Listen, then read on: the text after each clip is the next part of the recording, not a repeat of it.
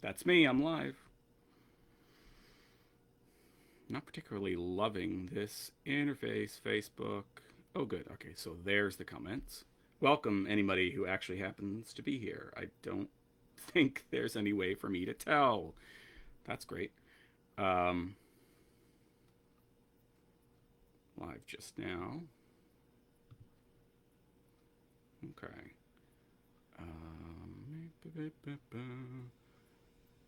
Is there any way to tell? Well, welcome. In case there is anybody out there, welcome to the book launch for my latest book, which is called The Chains of Desire. Here is a fun little advanced copy. Um, Going to be here for about an hour, reading from the book, taking questions and giving answers, assuming there is an audience. And it does not seem like I'm able to to see if there is at this point. Um, so we're gonna try some things out. I did a live stream over on Twitch the other day on the day the book came out. Twitch, if you're not familiar, is where cool people play video games for an audience that pays them. That's my. Oh, there's a one. Okay, so there's a one. I think that means somebody's here. Welcome. So I did the stream on Twitch the other day and ran into troubles. I've streamed on Facebook before, typically from my phone, so not a lot of effort involved. Um, and and it's an interesting thing to try and promote something in the time of COVID, and uh, to try and do this kind of event in this time. Um, but we press on, right? And I'm super thankful for anyone uh, who joins me here live today, and anyone who watches this afterwards. I forget that that is a possibility too. I think this gets archived, and people will be able to watch it afterwards. Um, so we'll start the reading in just a couple of minutes. I want to give time, since it's just a couple past 1 o'clock, for people to trickle in if they so choose. And I see that we added at least one other person, so that's cool. Um, and just talk a little bit about one of the things that I am the most nervous about. If you are somebody who has read one of my books before and you're like, I want to support you, Chris, but where does this fit into the grand scheme of things? You put out a book a while ago. Is this connected to that book? It seems like some of the same characters are there, but um, uh, hey, thank you. See in the chat. Oh my gosh, I might mispronounce your name. Masood? Masood? Did I get that right? Um, and I'm glad that you liked Missing Mr. Wingfield. So that is one of the questions I've been anticipating, is what is this book a sequel to, right? Where does this book fall? So just a brief lesson. I don't know if the one other person had some tech difficulties, but dropped out. We're going to wait a couple minutes here for the reading.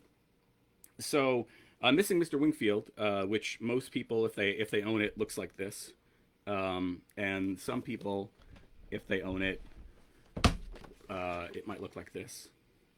And there are even more covers because I've spent the last couple of years playing with cover design. Missing Mr. Wingfield was a sort of 20-year-long journey, starting in my undergraduate. Excellent. I'm glad I pronounced it right. 20-year-long journey, and um, so I put it out. It did pretty well, and then I took a bunch of courses on how to do being an independent writer the right way, which is always a trap for me. I don't trust myself, so so um, I tend to seek out, like, how am I doing it wrong? Please tell me how I'm doing it wrong. Um, so at that point, I decided to break up that big book into two smaller books, with the notion being that you could kind of get more people interested if you sold the first part of that book at sort of 99 cents, or free, as it was for a while. So I split up Missing Mr. Wingfield into two books, The Piano of Death and The Boot of Destiny, right? These two books are this Wingfield equals these, right? So if you've read this, you're all set to read a new book. If you've read both of these, you're all set to read the new book. And this is confusion I just brought along myself. So yeah, there's that. So Masood, you read Wingfield, and so this, the new book, The Chains of Desire, is a follow up to that. And for those who might have read Piano of Death or The Boot of Destiny, it's also a follow up to that. And where it takes place is it actually kind of fills in the blanks of one of the characters who is a sort of a breakout star of Missing Mr. Wingfield and The Boot of Destiny, Robin Gates. She is featured here on the cover. And it deals with what's going on with her from even before she shows up in the story of Missing Mr. Wingfield and The Boot of Destiny. And then sort of fills in a lot of blanks. And it introduces another Silver family cousin, so named Ashley Silver, who is important to the family, to the story, whatnot. And it's about the two of them.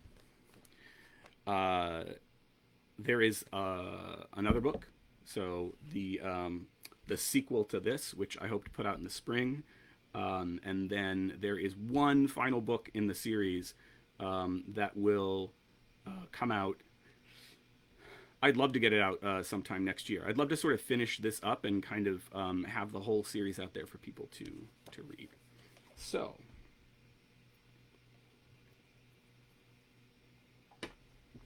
as I mentioned, I did a reading on Twitch the other day. That one went by way quicker than I thought. So I think I'm going to read just a little bit more and see where that goes, and then I'll open it up for questions at the end. So here we go. The Chains of Desire, Part 1. Everything's Waiting for You, 1990 to 1995. 16 years before she was killed, in the aftermath of her parents' first divorce, Robin Gates found a copy of her obituary. She was 12. It was February vacation, and her mother had picked up a shift at the bar to make rent. Robin was supposed to be keeping an eye on her little brother, but Adam was glued to the Ms. Pac-Man machine in the corner, and had been ever since the barkeep handed him a mug full of quarters. If Adam was occupied, Robin was supposed to be up on the stage with her guitar, and a mug of her own to collect tips. But she hated the way the dirty old men leered at her while she played, as if the guitar and the stage made even a sixth grader fair game. So she grabbed a newspaper and sat in a booth near the fireplace. Robin sat and waited. "Why don't you do your part?" her mother would ask her. "Why don't you do your part to keep a roof over our heads?" "We have a roof over our heads," she planned to say, "when we're at Dad's." And the biting snark of the retort she'd lined up was enough to make Robin smile. Until, that is, she caught sight of her name on the front page of the paper. Her name, Robin Gates, under the headline, "Local Singer Shot Dead." Robin Gates, the Chelmsford native, whose Precious Whore and its accompanying music video skyrocketed her to international fame in the late 90s. Late 90s, thought Robin. It's only 1990 right now.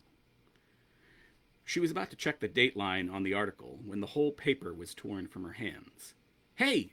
she shouted, but her mother had crumpled the whole thing into a ball before Robin could say, "Give it back."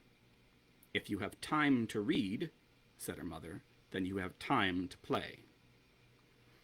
Robin leapt to her feet, then leapt to grab at the balled-up wad of newsprint her mother held high overhead. I need to finish reading that.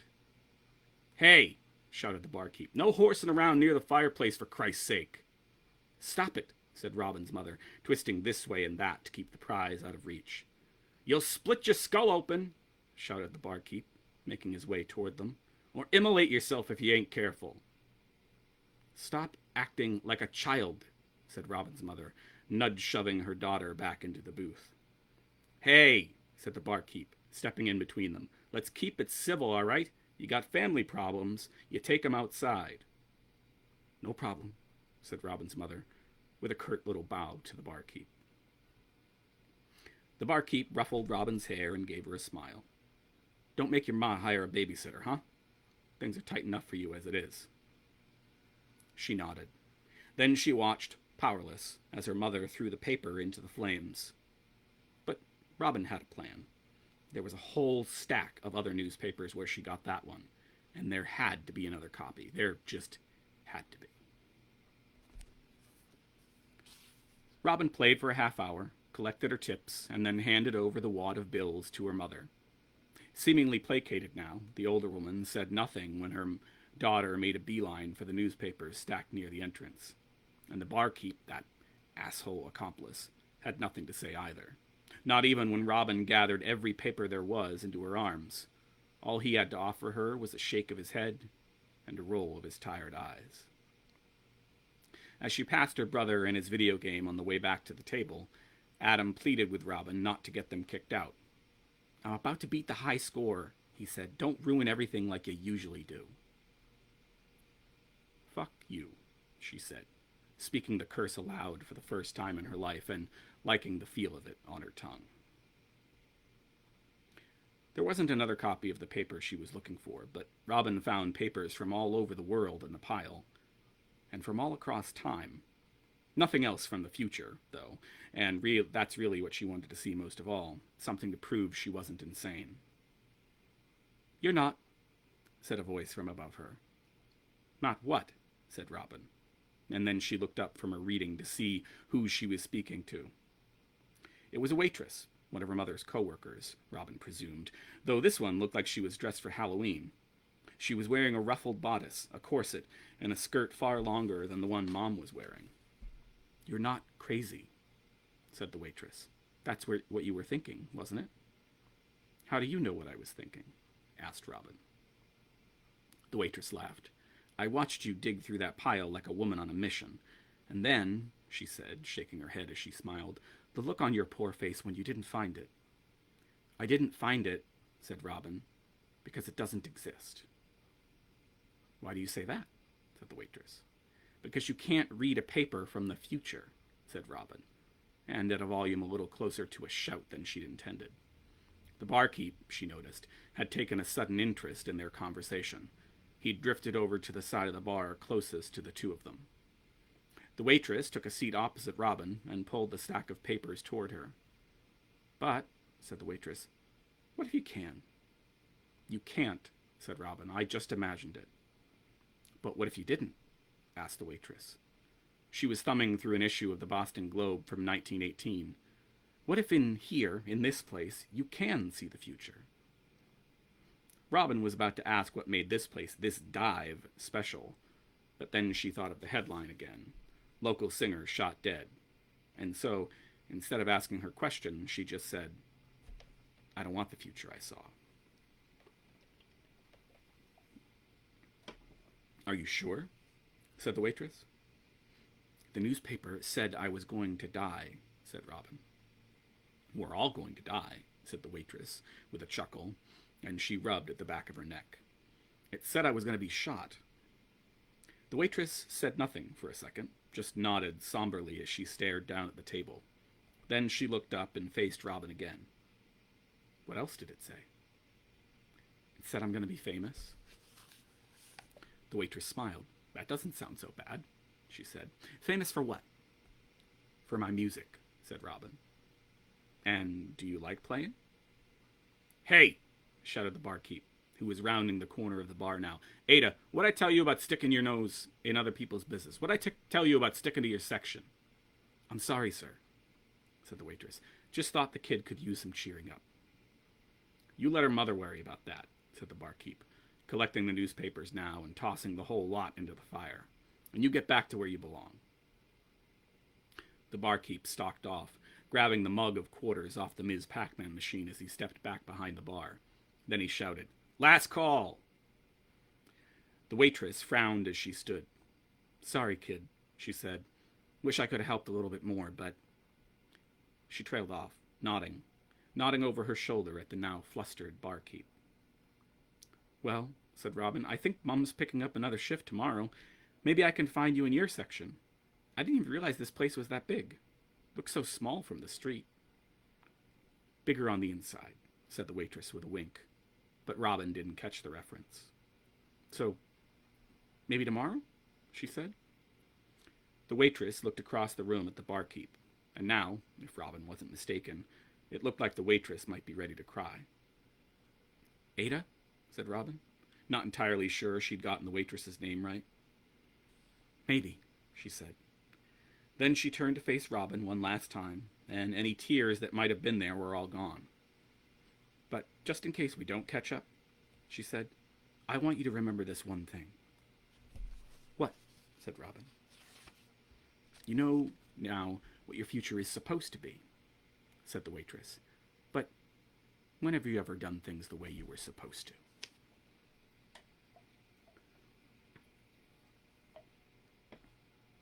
When Robin, her brother, and her mother made the hike out to the bar the next afternoon, they were startled to find a padlock on the door and a sign in the window. "What do you mean by closed permanently?" asked Adam. "Do they mean like forever?" Mom was too busy staring through the window and mumbling to herself to answer her son, so Robin told Adam, "Yes, stupid. That's what it means." "But I was so close," whined Adam. "I'd finally figured it out. I just needed, 2 more quarters." Robin's mother told her to go and check the side, so that's what Robin did next. And though that door was locked too, Robin lingered for a moment when she saw a single garbage can they seemed to have left behind. And she lingered for one moment beyond that when she saw 2 words scrawled out on the lid in what looked like charcoal. "Open me." Robin lifted the lid from the trash can and couldn't believe what she saw. There, sitting atop a heap of ash, was a sliver of the newspaper she'd read the night before. It wasn't much more than the headline. The rest had been burned away. But she finally saw the date. September 29th, 2006. That was the day she was going to die. Robin started to cry. How could it be real? Just how? She was shaking her head in disbelief when she saw a second scrap of newsprint that had survived the fire. She fished it out of the refuse, read it once to herself, then read it once more aloud, not even caring if Adam or Mom overheard her. Gates died just outside her apartment building in Cambridge, Massachusetts. She spent her final moments in the arms of Hannah Hamilton, the on-again, off-again girlfriend who Gates called the love of her life, and whose photo graced the cover of the singer's final album, A Hand That Will Never Be a Fist. "The love of my life," said Robin to herself. And then she said it again. And as absurd as it was, just the idea of love made her sniffle back the last of her tears and wipe her eyes with her sleeve.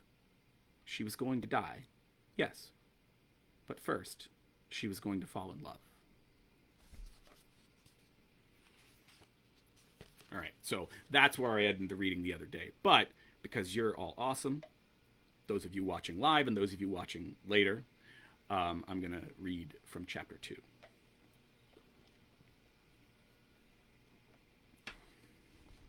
And then we'll do some Q&A if there are any Qs that I need to give A's to.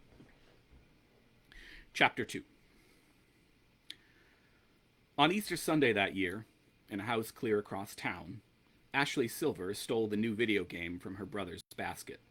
Then she pointed to the baseball player on the front of the package and proclaimed to her family that she wanted to be a designated hitter.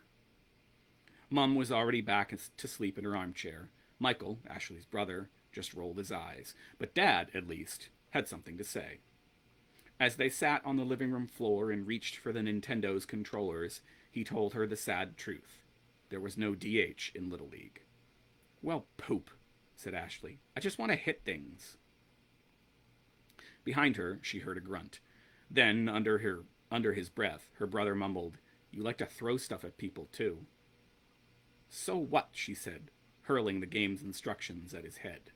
"So," said Michael, catching the booklet before it hit him square in the face, "be a pitcher. In Little League, the pitcher gets to bat, just like the NL." "That's right," said their father, sounding surprised that his son knew anything about the game. Then quickly, he turned to Ashley. "But," he told his daughter, "the goal is not to hit the batter. You know that, right?" She smiled at him, a devilish grin. Then she asked if she could at least make the batter think she was going to hit him. And when Dad didn't respond, Ashley shook her eyebrows up and down at him. She made her eyebrows dance like a pair of twin imps upon her forehead, like she was Kevin McAllister in Home Alone, and she'd just realized she had the power to make her family disappear. Ashley's father shook his head at her, then mussed her hair. And this, as it happened, was how Ashley Silver met Robin Gates. Because their fathers had gone to high school together, Ashley ended up on the team that Mr. Gates coached. No one else was willing to take on a kid who was 10 already, almost 11, and who had never swung a bat. Any kid, let alone a girl. But Mr. Gates was special. That's what Ashley's dad told her. "He was a great guy, that Phil. Sold me my first dime bag," said Ashley's father wistfully, forgetting it was his daughter he was talking to, forgetting that the Just Say No pamphlets she brought home from school each year. "And look at what he's turned himself into," he continued. "Only game in town these days. Keeps the rougher sorts on the other side of the tracks, so to speak. Which gets him in good with the cops, of course. That and the donations to the force," he said, making quotation marks with his fingers as he said donations, then laughing at his own cleverness, at the innuendo Ashley didn't even understand, and might not have even heard, he realized, once he stopped chuckling, given her tendency to tune him out. Standing by the bleachers on opening day, at the fields on Route 10 where all the league games were played, the fathers shook hands and introduced their kids to one another. The kids who were there, that is, Ashley, Robin, and Robin's brother Adam. "I'd introduce you to my son Michael, too," said Ashley's father, "but he's off to the comic book store." At the words comic book, Adam finally looked up from the ground and joined the conversation. "Which one?" he asked. "Does he go to Hot Comics or the Splash Page?" "He can't ever decide," said Ashley. "Dad hates us trying to cross the street, but this road's a mess," said their father, nodding. "Always has been." "They need a light," said Robin's dad. "A couple," said Ashley's, "for sure." "So if he's crossing the street," said Adam, "that means he goes to the Splash Page." "He goes back and forth," said Ashley. Then she rolled her eyes. "My brother buys from whichever guy'll give him the better deal. Like a jerk.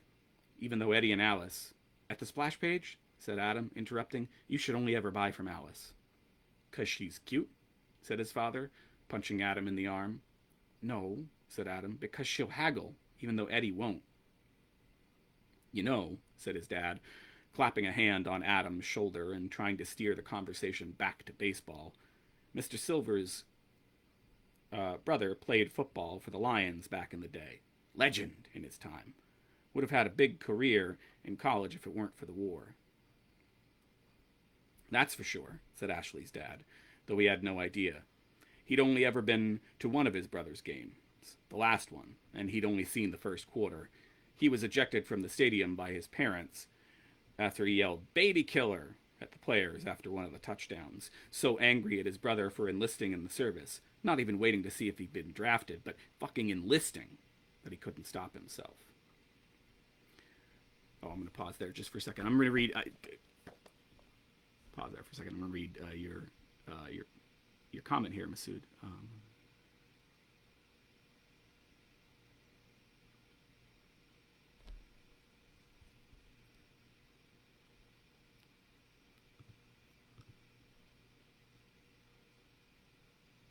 Excellent. Yeah, yeah. I'm glad that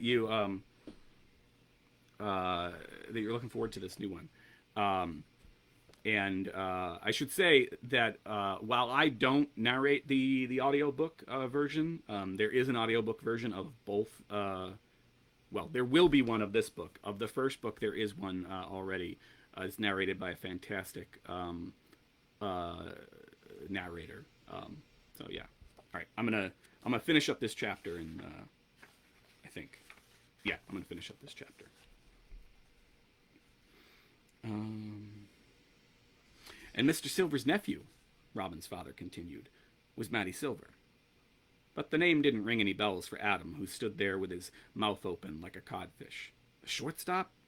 Said his dad, shaking Adam's shoulder. He basically won the championship last year?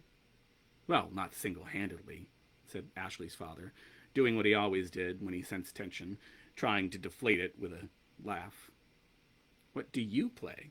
Robin asked Mr. Silver then, smiling at him, because when she sensed tension, she flirted, even back then, when she had just barely figured out what flirting was. Bass, he said, and he laughed. Or, well, I used to. Never was all that athletic. Ran track for a couple seasons, but that's about it. Rob's taken up guitar, said her father, setting his hands upon her shoulders now. Great singer, too. Gonna let her in band when she gets to the high school. You can let her in band? Ashley asked, incredulous.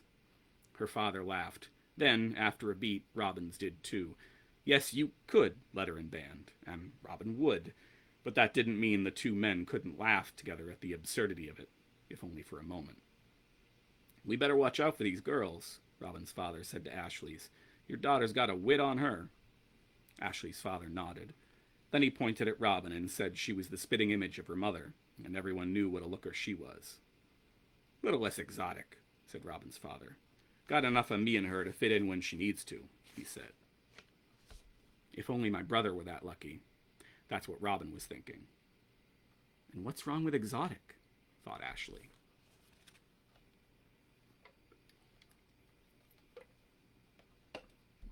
Oh, you're saying, Masood chiming in. I like feeling maybe I should read the comments out loud in case somebody's watching it afterwards. I don't know if they can see the comments. No, by narrative, I just meant your style of writing, how the story creates the world and the atmosphere in the reader's mind. Thank you. And as for how many chapters are there in the Chains of Desire, that's a good question. I knew at one point, and now I don't think I do. It is, 18 chapters. Although the last chapter, it's really more like 17. The last chapter is very short. I am cognizant of the fact that this one is going to feel more like not necessarily a cliffhanger, but it's definitely got that sort of, if you've seen a Marvel movie or any of the movies lately that sort of have a stinger at the end, something in between or after the credits, that's what this is kind of doing, which is why I want to get the next book out a little bit quicker than it took to get this book out. All right, let's see. I'm going to read a little bit longer, finish this chapter, see if anybody else pops up. But we may not go the whole hour here. Okay. Long before she was on MTV singing about... Oh, that's quite all right. Sorry if I'm not a good... Masood says, sorry if I'm not not good at English because I'm not an English-speaking native. That's, hey, if you're able to no problem. That's awesome that you're, and at B, it's awesome that you're checking out my books and that they're accessible enough for somebody who's not a native speaker. Yeah. Anyway, thank you. I'm really thankful that you're here and you're taking a listen. Okay. Long before she was on MTV singing about being someone's precious whore, Robin was just this half-Filipino girl that everyone had a crush on. She was petite, had a face like something out of an anime, big eyes, small nose, a bit of mischief, and even her most innocent grin. And though she looked Asian enough to be exotic, she was American enough to pass muster with even the most xenophobic father in her colorless town. Her brother Adam, on the other hand, looked like a miniature version of the wide-faced, narrow-eyed interlopers the men in Chelmsford were certain were stealing their jobs, or their tax money by way of leeching off the government, or their wallets when they couldn't avoid driving under the bridge and venturing into the neighboring city of Lowell for something. For a long time, Adam did his best to blend in. He stole the ads from the Sunday paper every week, and not the ads for the toy stores or electronic places, mind you, but the ads for the clothing stores, which is why his father worried about him for so long. Worried about him. For all the wrong reasons, as it turned out. Adam stole those ads and he studied what the male models were wearing. He circled what he wanted each week, handed the ad to his mother, because she did the shopping, and then waited a week to do it all over again. Again and again, until he looked like a J. Crew model every time he stepped out of the house. Except for the face, of course. He couldn't hide that, not unless he started wearing oversized hoodies and enormous sunglasses. Not unless he contented himself to look like one of the rap kids at school, or the skaters, or like some hoodlum who'd transferred over from Lowell after his parents scored enough scratch dealing drugs that they could afford a nicer place in a nicer town. He didn't dress like that until everyone else did, until baggy jeans were just what you wore, until they were the only kind of jeans that any store sold. His mother told him for years, before she took off for good, that he should be proud of who he was. She told him that there was no shame in looking the way that he looked, in being the man he was born to be. Her father had been a handsome man, she said, and his father before him. Adam could have been the Joey Lawrence of Luzon, or the Mark Paul Gosselaar of Manila. Didn't he realize that? He was a good-looking boy. So handsome. But he didn't listen. He didn't believe it. Not until Ashley Silver told him. And really, the two of them getting together, Ashley and Adam, that was all Mrs. Gates. One spring, in one of his last-ditch efforts to keep his mail-order bride from shipping herself off to some higher bidder, Mr. Gates built Mrs. Gates a pool. And after years of watching Ashley hang at their house in a uniform of baggy sweatpants and even baggier sweatshirts, Mrs. Gates' jaw dropped when Ash stripped down to her bathing suit to go swimming. "Why?" she said, gathering up Ashley's discarded clothes and shaking them in her general direction. "Why are you hiding all of that under all of this?" Adam was just coming out of the house when all this happened, his eyes glued to his Game Boy. But he didn't stay distracted for long. When his mother saw what he was looking at, and what he wasn't looking at, she slapped at his bare chest with the back of her hand. "Have you seen this girl?" Mrs. Gates asked her son. "I see her almost every day," he said, oblivious. And that was when his mother, annoyed by his obliviousness, grabbed Adam by the chin and made him look. "Yes," she said, "but have you seen her?" "Mom," Robin told her, nudging her with her hip. "Leave him alone." Mrs. Gates let go of Adam. Then she looked at her daughter. She squinted her eyes and examined Robin from head to toe, and again from toe to head. Ashley was already in the water, and Adam was running to join her, and Robin didn't understand why she had to stay put. But she did, even if she didn't like it. "Can I go now?" she asked her mother. "He needs to spend more time with her," she told Robin, nodding. Her eyes were still narrowed, the clenched flesh at the bridge of her nose the only wrinkle to be found on her otherwise flawless face. "Yes," she said, "more time for him, less time for you." "But why?" Robin asked. "Ashley's my friend."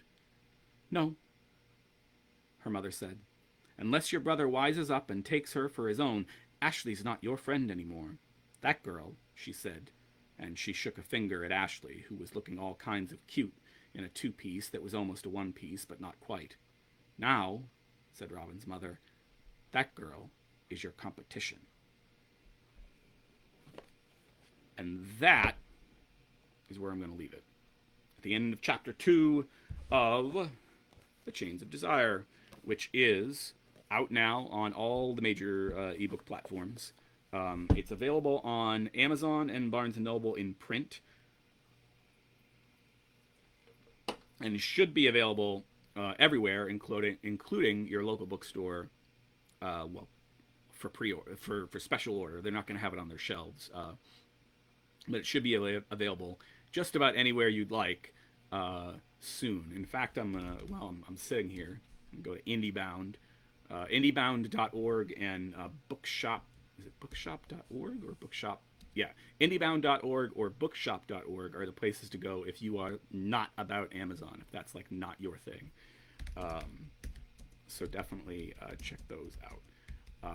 Chains of Desire. Oh my gosh, paperback on IndieBound. All right, that is news to me. That is brand new. So now um, you should be able to. It's not on bookshop.org, but it's on IndieBound, which means I'm going to go to the website of my local bookstore at this present time, which is the Silver Unicorn in Acton, Massachusetts. Um, and they have been great in terms of carrying my books, even though I'm an independent author and shelf space is limited. They've been great in carrying those. I just want to see if they have it.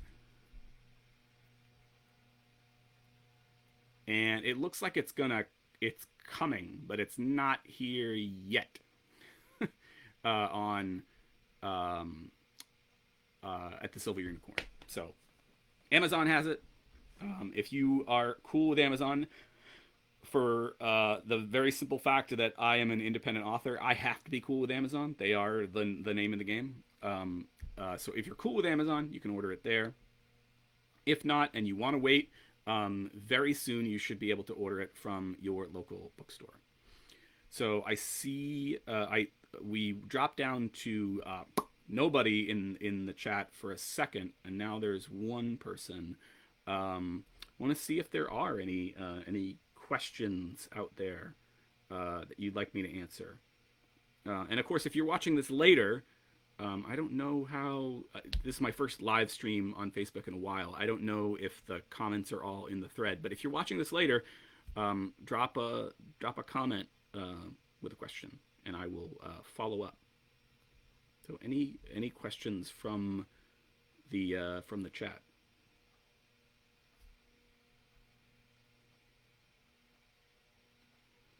Yes, so Masood asks, on Amazon, could you order both Chain Desire and Missing Mr. Wingfield together? So yes, you can order hard copies of both on Amazon.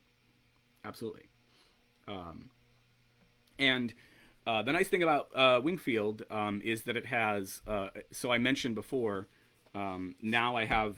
So technically, the Chains of Desire is listed as book 3, but it's because Mr. Wingfield includes both books 1 and book 2, and there's a section in Missing Mr. Wingfield, which you might remember, Masood, where Tracy Silver is writing emails to her uncle Michael, and that section can only be found in Missing Mr. Wingfield. I just wanted to leave there to be a bonus still for anybody who bought Missing Mr. Wingfield. I wanted them to still have that sort of bonus. I mean, basically, if you were to buy if you were to buy these two, the Piano Death and the Buddha Destiny, it should come out to roughly the same price as Missing Mr. Wingfield. I don't know.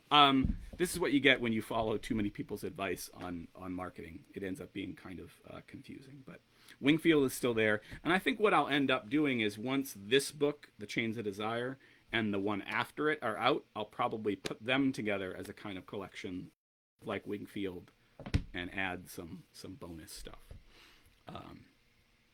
Cool. Yeah. So that is you'll be able to get it physically. What I should do is I should set up, even though I don't sell a lot of books, even when I had a bookstore on my own website, I never sold a lot of books. I should set up a way to buy it directly from me. That way, I can sign it for folks. That seems like more of a useful thing now in the days of, especially now in the days of COVID, where you can't really go out and see people all that easily. Used to only sign books at sort of book signings and things like that. But my friend, shout out to Jen Peteroy, if she's watching this later, maybe.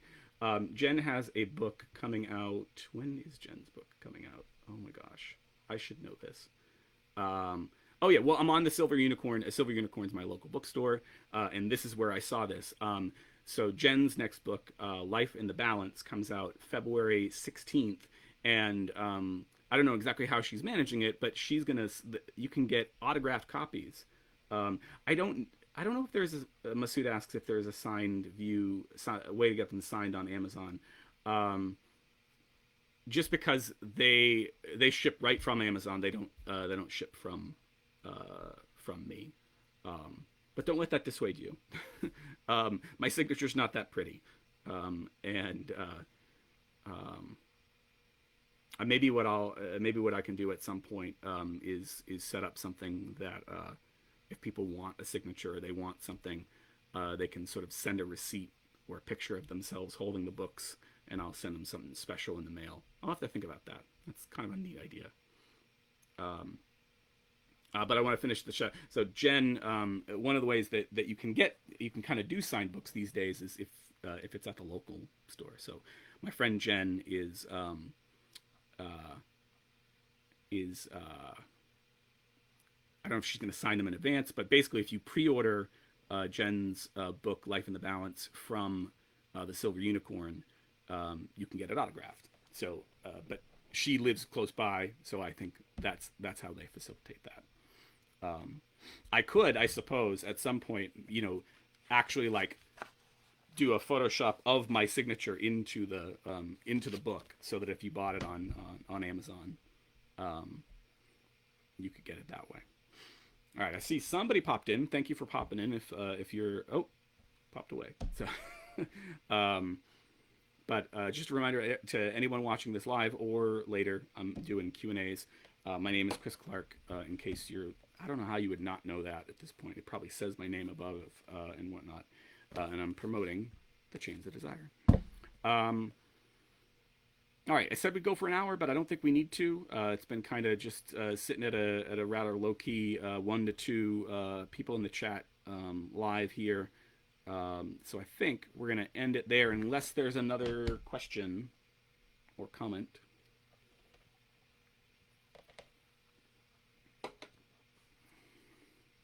All right. So thanks to Masood for showing up. Thank you. And I know a bunch of people popped in and out. So if you're watching this later and going, oh, I gotta see. Thank you for stopping by, even if you stopped by for just a few seconds. I know it's a Saturday. It's actually kind of nice out here in New England. So here you go. Thank you all. I will catch you later. Um, and please consider buying the Chains of Desire. I am so bad at promoting and feel so guilty every time that I like say buy my stuff, but I guess that's the whole point of this. So please buy the Chains of Desire. Thanks.